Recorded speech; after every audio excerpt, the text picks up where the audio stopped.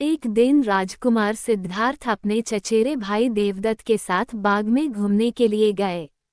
जहां सिद्धार्थ कोमल हृदय का बालक था, वहीं देवदत्त झगड़ालू व कठोर स्वभाव का था। सिद्धार्थ की सभी प्रशंसा करते थे। देवदत्त की प्रशंसा कोई नहीं करता था, इसलिए देवदत्त मन ही मन सिद्धार्थ से जलता था। जहां वे दोनों घूम रहे थे, उनसे थोड़ी ही दूरी पर एक हंस उड़ रहा था। उस हंस को देखकर सिद्धार्थ बहुत प्रसन्न हो रहा था। तभी देवदत्त ने कमान पर तीर चाया और हंस की ओर छोड़ दिया। तीर सीधा जाकर हंस को लगा। वह घायल हो गया और छटपटाकर नीचे गिर पड़ा। सिद्धार्थ ने दौड़कर उस घायल हंस को उठाया। उसने हंस के घायल शरीर से बह रहे लहू को साफ किया और उसे पानी पिलाया। तभी देवदत्त वहां आ पहुंचा। उसने क्रोध से सिद्धार्थ की ओर देखा और बोला, इस हंस को चुपचाप मुझे दे दो। सिद्धार्थ, इसे मैंने तीर मारकर नीचे गिराया है। नहीं, सिद्धार्थ ने हंस की पीठ सहलाते हुए उत्तर दिया, मैं इस हंस को तुम्हें नहीं दे सकता। तुम निर्दयी हो, तुमने इस निर्दोष हंस पर तीर चलाया है। यदि मैं इसे न बचाता तो इस बेचारे की जान चली जाती। देखो सिद्धार्थ, देवदत्त उसे घुका बोला, ये हंस मेरा है। इसे मैंने तीर मारकर नीचे गिराया है।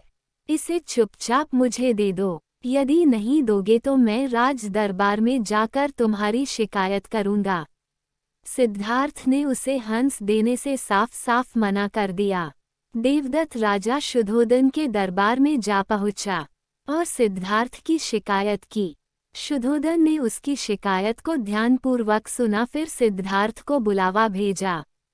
कुछ ही देर में सिद्धार्थ हंस को लेकर राज दरबार में उपस्थित हो गया। राज दरबार के ऊंचे सिंहासन पर राजा शुद्धोधन बैठे थे। आसपास के नीचे आसनों पर राज्यमंत्री तथा अन्य पदाधिकारी बैठे थे। कई सैनिक हथियार लिए द्वार के निकट खड़े थे। शुद्धोधन के संकेत करने पर देवदत्त सिर झुकाकर बोला, महाराज, जो हंस इस समय सिद्धार्थ के पास है वह मेरा है। इसे मैंने तीर मारकर पृथ्वी पर गिराया था। सिद्धार्थ ने इसे उठाकर इस पर अपना अधिकार कर लिया है।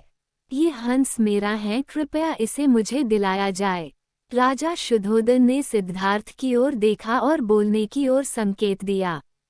सिद्धार्थ ने सिर झुकाकर शांत स्वर में कहा, महाराज, ये हंस निर्दोष है। ये बिना किसी को कोई कष्ट दिए उड़ा जा रहा था। देवदत्त ने इसे तीर मारकर घायल कर दिया। मैंने इसका उपचार किया है, इसके प्राण बचाए हैं। मैं समझता हूँ कि प्राण लेने वाले से अधिक प्राण बचाने वाले का अधिकार होता है।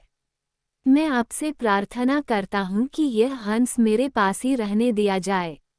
मैं इसे बिल्कुल स्वस्थ करके आकाश में उड़ा देना चाहता हूँ।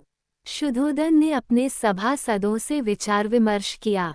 वे सभी एक ही स्वर में बोले, महाराज, राजकुमार सिद्धार्थ का कहना बिल्कुल ठीक है।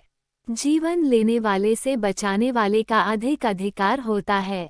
अतः हंस राजकुमार सिद्धार्थ के पास ही रहने देना चाहिए। राजा शुद्धोधन ने सभासदों की बात मान ली।